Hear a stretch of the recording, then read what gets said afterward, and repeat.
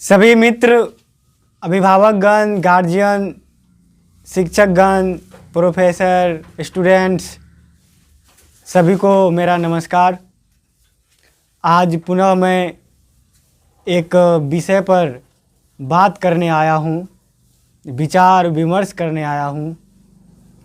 यह विचार विमर्श इसीलिए ज़रूरी है क्योंकि ताकि हमें हौसला मिल सके कुछ अच्छा करने का, और हमारे जो युवा पीढ़ी है उनको एक समझ विकसित हो सके, वो तैयार हो सके एक नया, एक अध्यात्म पर आधारित समाज के निर्माण के लिए, एक सुशांतिपूर्ण, सुव्यवस्थित, सुकल्याणकारी समाज की स्थापना के लिए हजारों लाखों युवाओं को तैयार करना, ये हमारा मूल मकसद है।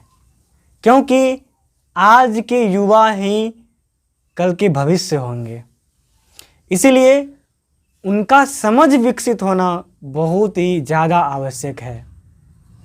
किस समस्या का क्या समाधान होगा, किस समस्या कौन सा कितनी जटिल है, इन सभी चीज़ों का समझ होनी चाहिए। तो आज हम बेरोजगारी विषय पर थोड़ा सा बोलेंगे, विचार विमर्श करेंगे। देखिए, वास्तव में कहा जाए तो बेरोजगारी का अर्थ क्या है? रोजगार नहीं मिलना। इस अर्थ में अभी पूरे विश्व में कहीं भी बेरोजगारी नहीं है। क्यों? क्योंकि सभी व्यक्ति को कुछ ना कुछ काम मिल ही जाता है, रोजगार मिल ही जाता है।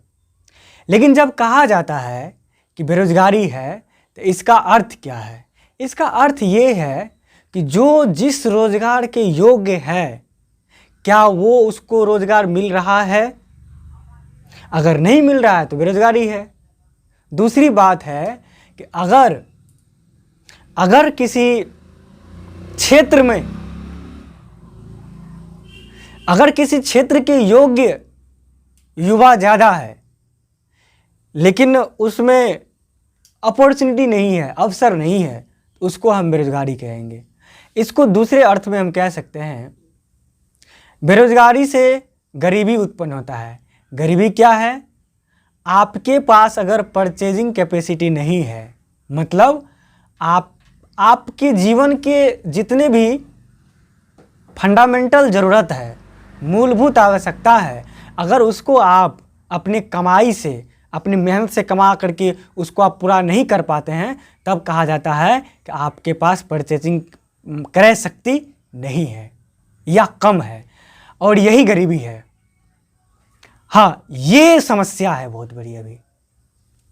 यानी कि व्यक्ति के पास जितनी उनकी आवश्यकता है उतना उनका इनकम नहीं है, उनका जो है क्रय शक्ति नहीं है, उनके पास उतना कमाई नहीं है, उतना वो भौतिक संपदा संसाधन अर्जित नहीं कर पाता है।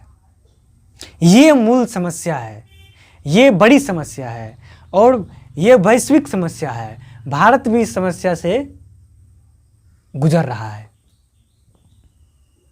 तो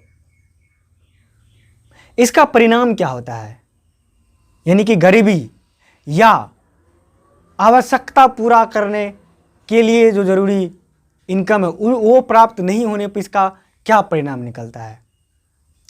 आज जो आप नक्सल का आंदोलन देख रहे हैं, टेररिज्म देख रहे हैं, नशा का शिकार देख रहे हैं, अनैतिक व्यापार, अनैतिक बिजनेस, अनैतिक काम जो देख रहे हैं, वो गरीबी का ही परिणाम है। सिर्फ गरीबी का नहीं है, लेकिन गरीबी का उसमें अहम भूमिका है। तो गरीबी रहने से क्या खतरनाक परिणाम निकलता है? आपके समाज में नशा बढ़ेगा, आपके समाज में गलत काम में लोग ज़्यादा लगेगा, क्योंकि इनकम चाहिए, इनकम आ नहीं रहा है तो गलत काम करना ज़्यादा शुरू करेगा, क्योंकि गलत काम में ज़्यादा इनकम है।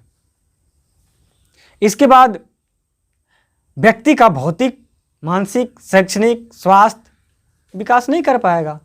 और जब आपको मालूम है अगर कोई व्यक्ति शिक्षित नहीं है, स्वस्थ नहीं है, तो फिर तो वो व्यक्ति इस विश्व का बोझ है, तब उनका सही सही उपयोग नहीं हो पाता है। तो हमारे पास इतनी संसाधन होनी चाहिए कि हम अपनी शारीरिक, मानसिक और आध्यात्मिक विकास कर सके।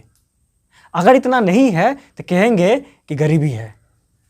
ध्यान देना है, सिर्फ भौतिक जरूरत नहीं, मानसिक और आध्यात्मिक जरूरत भी आपके संसाधन से अगर पूरा हो रहा है तभी कहेंगे कि गरीबी नहीं है, तभी कहेंगे कि बेरोजगारी नहीं है।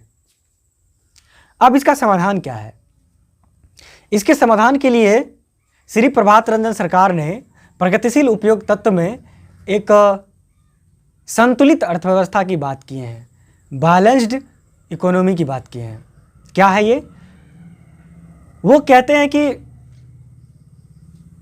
समाज में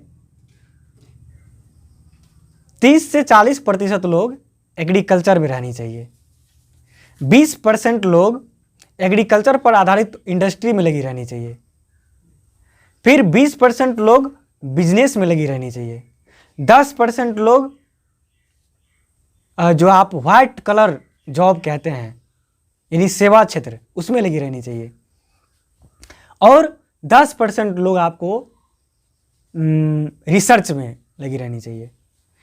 ये है बैलेंस्ड इकोनॉमी। अगर आप इस तरह से भारत के या विश्व के किसी भी देश की अर्थव्यवस्था को बनाते हैं तो आपके देश में गरीबी नहीं रहेगा। ये श्री प्रभात रंजन सरकार का कहना है। अब इस अर्थव्यवस्था को लागू करवाने में क्या क्या समस्याएं हैं? देखिए, भारत की जब आप बात कीजिएगा तो भारत में क्या है, भारत में क्या है कि आपको यहाँ पर लगभग 70% पॉपुलेशन आपको एग्रीकल्चर में है। तो एग्रीकल्चर सेक्टर में ओवरलोड है।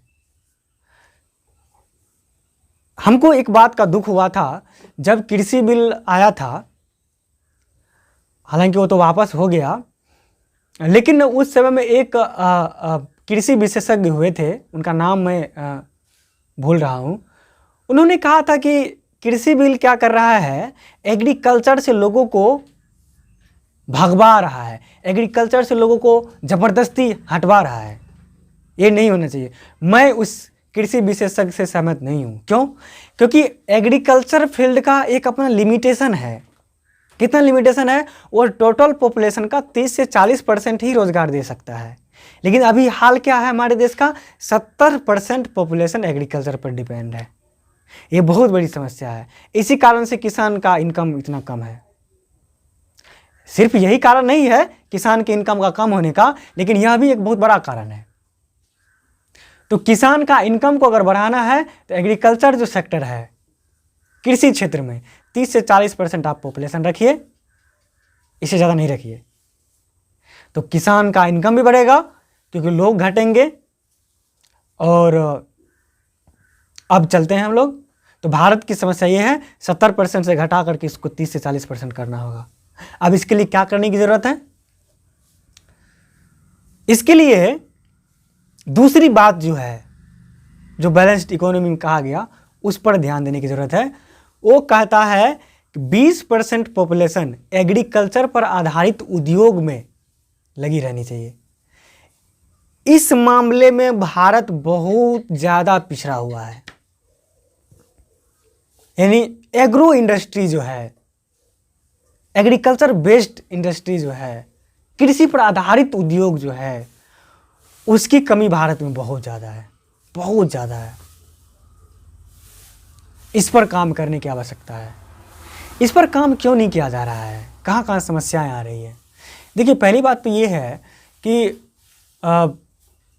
जिस एरिया में जो चीज़ें ज़्यादा होता है, जैसे कि किसी क्षेत्र में कपास ज़्यादा होता है, किसी क्षेत्र में बनाना ज़्यादा होता है, किसी क्षेत्र में लीची ज़्यादा होता है, किसी क्षेत्र में आपको गेहूं और चावल ज़्यादा होता है।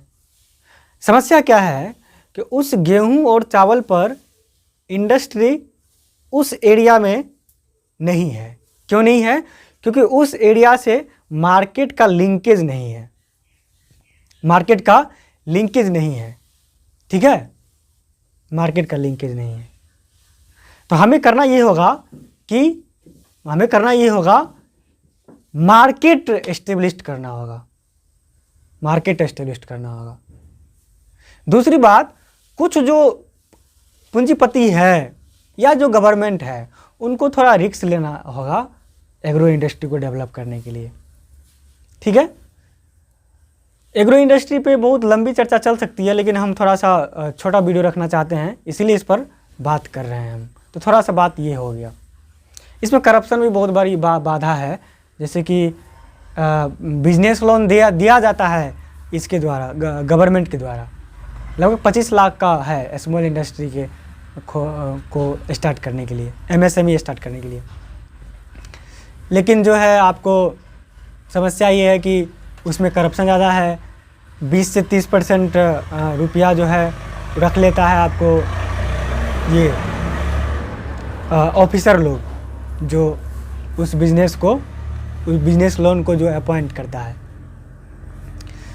तो इसके लिए हम क्या कर सकते हैं, हम लोग को क्या करना चाहिए? तो हम लोगों को, जैसे कि मेरा मन में विचार ये है कि अगर हम जीवन में UPSC क्रैक कर लेते हैं या कोई भी कॉम्पिटिटिव एग्ज़ाम निकाल लेते हैं या कहीं से भी इनकम का सोर्स अगर हमको आ जाएगा, तो हम क्या करेंगे, लगभग बिहार के प्रत्येक ब्लॉक में बिजनेस लोन लेकर के 25 लाख 30 लाख जितना होगा प्रत्येक ब्लॉक में, उस ब्लॉक का जो संसाधन है, रिसोर्सेज है, उसके आधार पर हम इंडस्ट्री स्टार्ट करेंगे। और अगर आसपास में उस वस्तु को बेचने के लिए मार्केट नहीं रहेगा तो कोई बात नहीं, हम अमेज़न और फ्लिपकार्ट पे दूसरी जगह सेलिंग करेंगे। जैसे कि जैसे कलकतिया आम जैसे हम लोग कहते हैं, तो वो हम लोग बाहर से मंगा के बेचते हैं ना, तो हम लोग भी अपने प्रत्येक बिहार के ब्लॉक से वहाँ की संसाधन का उपयोग करके हम लोग बेचेंगे। ये आगे का प्लान है मेरा। हम चाहते हैं कि एग्रीकल्चर से पॉपुलेशन आकर के एग्रो इंडस्ट्री पर शिफ्ट हो, इस पर हम अपना कोशिश करेंगे। हो सकता है कि हम असफल हो। कई लोग, आप लोग जो वीडियो देख रहे होंगे वो हंस भी रहे होंगे कि ये इतना कठिन काम कैसे कर लेगा। कठिन काम है लेकिन करना है, देखेंगे क्या होता है। तो बिजनेस लोन का हम सुविधा का फ़ायदा उठाएंगे। तो ये बात है एग्रो इंडस्ट्री वाली बात। इतना ही बोल करके हम इस पर ख़त्म करते हैं। अब चलते हैं दूसरे सेक्टर पे। तो ये एग्रो इंडस्ट्री वाली बात हो गया। अब 20% आपको बिजनेस वाली सेक्टर में लगी रहनी चाहिए। यहाँ पर भारत में कमी है। भारत में टोटल पॉपुलेशन का बहुत कम पॉपुलेशन बिजनेस में लगा हुआ है, इसीलिए तो धन ज़्यादा है उन लोगों के पास। एक आंकड़ा आया था ना कि भारत का लगभग 75% रिसोर्सेज मात्र जो है आपको भारत के 5 से 10% पॉपुलेशन के पास सिमट करके है। ये एक समस्या है। बिजनेस में जितना व्यक्ति रहना चाहिए उतना नहीं है व्यवसाय में। तो जो एग्रो इंडस्ट्री की हम बात कर रहे हैं, उस एग्रो इंडस्ट्री में भी ये समाधान है। एग्रो इंडस्ट्री से नए नए बिजनेसमैन पैदा होंगे, तो हम जो है बिजनेस में ज़्यादा पॉपुलेशन को इन्वॉल्व करवा पाएंगे। ये आगे का प्लानिंग है। अब जो बचा 10% है वो है सेवा क्षेत्र। आज सभी लोग चाहता है सरकारी नौकरी करें, सभी लोग। मोटा दहेज मिलता है, उसमें बड़ी बड़ी सुविधाएं मिलती है। लेकिन हमको समझना होगा कि सेवा क्षेत्र 10% ही रोजगार दे पाएगा। कई लोग हमको अभी एक ज्ञान देने लगेंगे कि पर्यटन का डेवलपमेंट हो रहा है। भारत में जब ये उदारवाद आया, यानी कि जब उदारीकरण किया गया, इसके बाद सेवा क्षेत्र में बढ़ा है। पॉपुलेशन सेक्टर में जो दबाव था वो घटा, सेवा क्षेत्र में शिफ्टिंग हुआ। लेकिन आपको ध्यान ये रखना है कि सेवा क्षेत्र आपको 10% से ज़्यादा रोजगार नहीं दे सकता है। कारण क्या है? सेवा क्षेत्र का एक लिमिटेशन है, सर्विस सेक्टर का एक सीमा है। उससे आगे जाइएगा तो आप संसाधन को बर्बाद कीजिएगा और ढेर सारी समस्याएं पैदा होगी। तो अभी सेवा क्षेत्र भी ओवरलोडिंग का समस्या से गुजर रहा है। सेवा क्षेत्र में मात्र 10% ही होनी चाहिए। सेवा क्षेत्र में मात्र 10% पॉपुलेशन रहना चाहिए। अभी सभी व्यक्ति सरकारी नौकरी के पीछे लगा हुआ है। हालांकि मैं विद्यार्थी को दोष नहीं देता हूं, क्योंकि एग्रो इंडस्ट्री के कमी के कारण